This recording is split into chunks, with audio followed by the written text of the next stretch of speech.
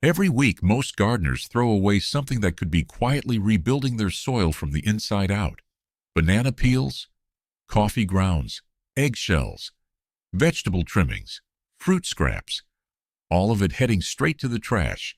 But what if burying those scraps just a few inches underground could trigger a chain reaction that changes the way your entire garden grows? Because once those scraps disappear beneath the surface, something remarkable begins, something most gardeners never see. And once you understand what's actually happening down there, you'll never look at kitchen waste the same way again. In this video, we're going underground. We're going to follow what happens to a buried banana peel from the moment it enters the soil to the moment it becomes food for your plants. We'll talk about why worms suddenly show up, what the microbial explosion looks like, which scraps work best, and which ones can quietly cause serious problems. And before we continue, tell me in the comments, what kitchen scrap do you throw away most often? I want to know what you're working with. Now let's start at the very beginning, the moment the scrap goes in the ground. Section 1. What really happens underground? The first thing most people imagine when they bury a kitchen scrap is that it just rots. And in the most basic sense, that's true. But the word rot doesn't come close to describing what's actually happening beneath your feet. The moment organic material enters the soil, it enters a living system, a system built over millions of years to break down exactly this kind of material and recycle it back into something useful. It starts almost immediately. Within hours of burial, bacteria that already exist in your soil begin migrating toward the scrap. They sense the moisture, they sense the organic compounds, and they begin the process of decomposition. But bacteria are just the first wave. Within days, fungi begin to thread through the buried material. These fungal threads, called hyphae, are incredibly thin, far thinner than a human hair. And they can reach into spaces that bacteria cannot. They begin secreting enzymes that break down tough materials like cell walls and plant fibers. What you're watching, even though you can't see it, is your soil's natural recycling system activating. Every piece of fruit, every vegetable scrap, every eggshell you bury becomes raw material for this process. The soil doesn't waste it. It can't afford to. Healthy soil has evolved to capture every available nutrient and put it back to work.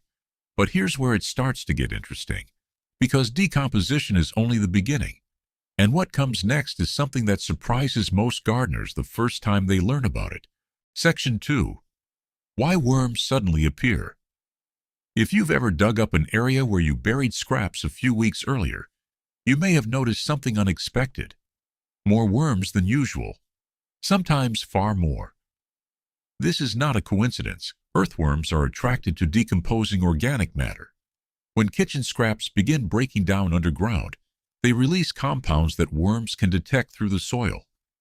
And worms respond by moving toward that area. Now, why does this matter? Because earthworms are one of the most powerful soil improvers in nature. As worms move through the soil, they aerate it. They create tiny tunnels that allow air and water to penetrate more deeply. They eat decomposing organic material and pass it through their bodies, producing what's called worm castings, one of the most nutrient-dense substances naturally available to plants. Worm castings are rich in nitrogen, phosphorus, potassium, and a range of trace minerals. They're also coated in beneficial microbes from the worm's digestive system, which adds even more biological activity to the surrounding soil. So when you bury kitchen scraps, you're not just adding nutrients.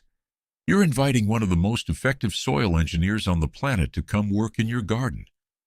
But here's the part most gardeners don't realize. The worms themselves aren't the only thing being activated. Something far smaller and far more numerous is happening at the same time. And this next stage is where the real transformation begins. Section 3. The hidden microbial explosion. If you could shrink yourself down and look at the soil around a buried kitchen scrap under a microscope, what you'd see would be almost overwhelming. Hundreds of millions of microorganisms, bacteria, fungi, protozoa, nematodes, all working simultaneously, all in a space no larger than your fist. This is what soil scientists call the soil food web, and burying kitchen scraps directly feeds it. Bacteria are the most numerous. A single teaspoon of healthy garden soil can contain more bacteria than there are people on Earth. These organisms break down simple compounds, release nutrients, and form the base of an entire underground food chain.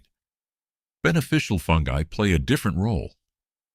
Some fungi form partnerships with plant roots, called mycorrhizal relationships, where they extend the root system's reach dramatically in exchange for sugars the plant produces. When organic matter is present and decomposing, fungal activity increases. This means more fungal threads reaching towards your plant roots, helping them access water and nutrients from a wider area. Protozoa feed on bacteria and release nitrogen in forms that plants can absorb directly. Nematodes, microscopic worms, feed on fungi and bacteria, further cycling nutrients. And all of this activity is triggered or amplified by the simple act of burying a vegetable scrap. The key word here is biological activity.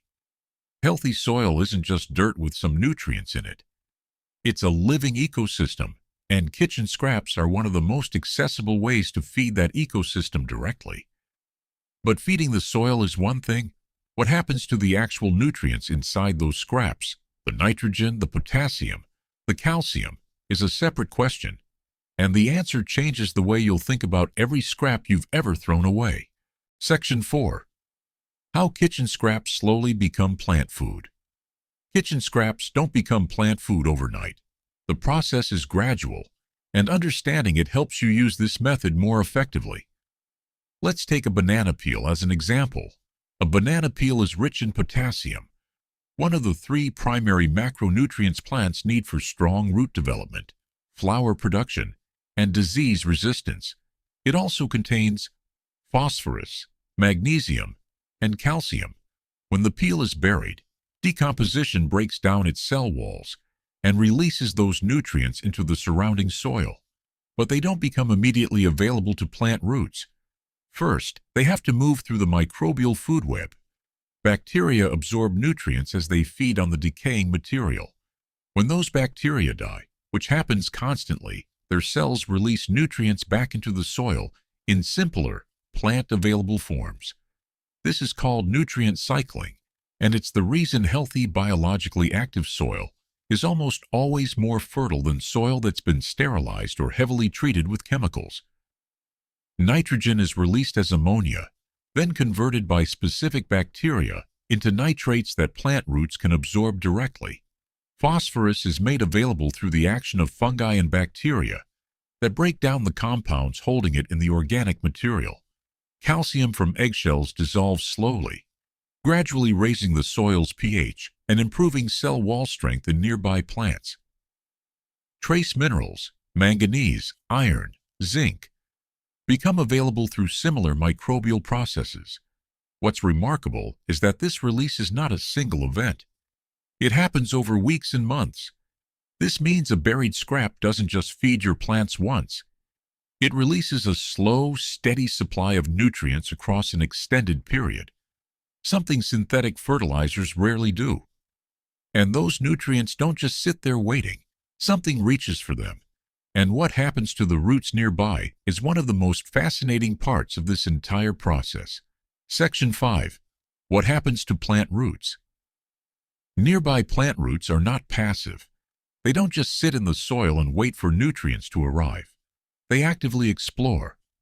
Root tips grow toward areas of higher nutrient concentration. This phenomenon is called chemotropism, the ability of roots to sense chemical gradients in the soil and grow in the direction of greater availability.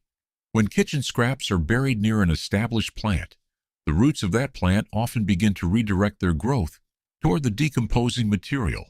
Over time, you may see denser root networks in that area, more fine root hairs, more root tips actively mining the nutrient-rich zone around the buried scrap. This is particularly visible in plants like tomatoes, squash, and peppers, heavy feeders that respond strongly to localized nutrient availability. But the root response isn't just about nutrients. The increased microbial activity around buried scraps also produces compounds called plant growth hormones, specifically auxins and cytokinins, that can stimulate root growth directly. Some research has suggested that plants growing near areas of active decomposition develop stronger, more extensive root systems than plants in areas of lower biological activity.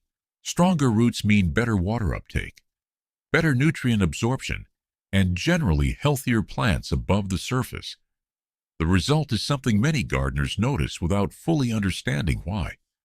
Plants growing near buried scraps often look healthier, more vigorous, and sometimes produce better yields. And that leads directly into something that might change how you think about fertilizing altogether. Section 6. Why some gardeners see faster growth. There's a reason certain gardeners seem to grow bigger plants without spending more money on fertilizers. And in many cases, the answer is buried a few inches underground. When kitchen scraps decompose in place, they improve soil in multiple ways simultaneously.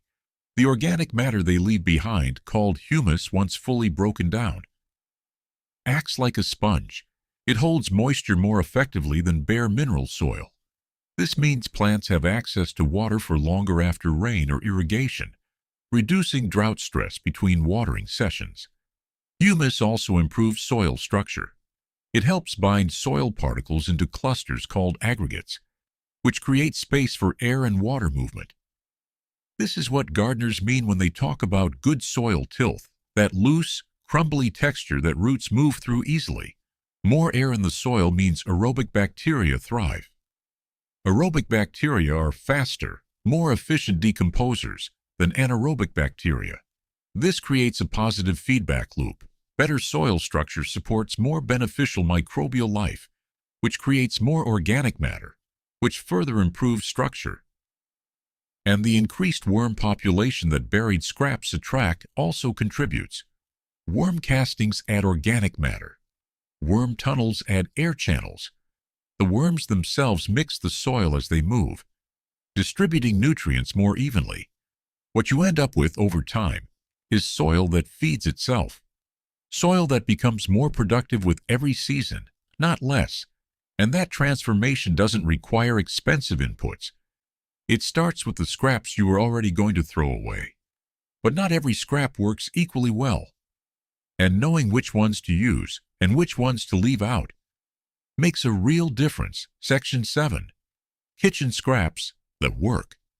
Best, let's talk about the scraps that deliver the most benefit when buried in the garden. Banana peels are at the top of almost every list for a reason. Their high potassium content makes them particularly valuable for fruiting plants. Tomatoes, peppers, squash, cucumbers, they break down relatively quickly and begin releasing nutrients within a few weeks of burial. Coffee grounds are another excellent addition. They're rich in nitrogen, which supports leafy growth and overall plant vigor. They also attract earthworms, which improves soil biology around the burial site. One note, while coffee grounds are slightly acidic, the effect on soil pH when buried is usually minimal. They're safe to use around most plants. Eggshells are slower to break down, but they offer something the others don't: calcium. Calcium deficiency is behind some of the most common gardening problems, including blossom end rot in tomatoes and tip burn in lettuce. Crushed eggshells buried near susceptible plants can help prevent these issues over time. Crushing them first speeds the breakdown process significantly. Vegetable and fruit scraps, carrot tops, lettuce leaves, apple cores, cucumber peels are straightforward additions. They decompose quickly, add a range of nutrients, and feed the microbial community effectively. The more varied your scraps, the more balanced the nutrient profile you're building. Tea bags, as long as they're made of natural materials, also break down well and add organic matter. Remove any staples first. The common thread is simple, organic, plant-based scraps that break down readily and add nutrients without disrupting the soil's natural balance. But there's another list, and this one is just as important. Section 8. Kitchen scraps. You should never bury Some kitchen scraps do more harm than good when buried directly in the garden. Knowing which ones to avoid protects your plants and keeps pests away from your growing space. Meat and fish are the most important items to leave out. They break down slowly, produce strong odors during decomposition, and attract scavengers, rats, raccoons, neighborhood dogs that can cause real damage to a garden. Even small amounts buried shallowly can create problems. Dairy products, cheese, butter, yogurt, milk decompose in ways that can turn soil anaerobic in the area around them. Anaerobic decomposition produces compounds that are harmful to plant roots and drives away the beneficial aerobic microbes your soil depends on. Dairy also attracts pests for the same reasons meat does. Cooked foods, especially those containing oils or sauces, fall into a similar category. Oils coat soil particles in ways that reduce water infiltration and oxygen exchange.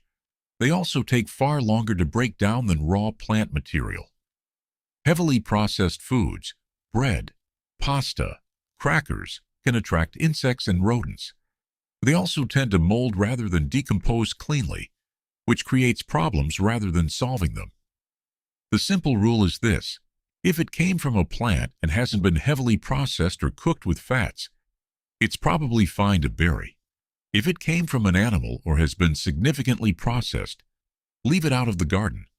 Stick to that boundary, and you'll avoid the mistakes that cause gardeners to give up on this method before they see the benefits. And speaking of mistakes, there are a few more that are easy to make, even when you're using the right scraps. Section 9. The biggest mistakes gardeners make. Using the right scraps is only half the equation. How and where you bury them matters just as much. The most common mistake is burying scraps too shallow. Scraps placed within an inch or two of the surface decompose inconsistently, attract surface-feeding pests more easily, and may be exposed again by rain, birds, or light cultivation. A minimum depth of 4 to 6 inches is generally recommended. 8 inches is better in areas with active pest pressure. The second mistake is adding too much at once. Large quantities of kitchen scraps buried in a single location can create a localized anaerobic zone as they decompose, essentially a pocket of low oxygen soil that can damage nearby roots and produce unpleasant odors.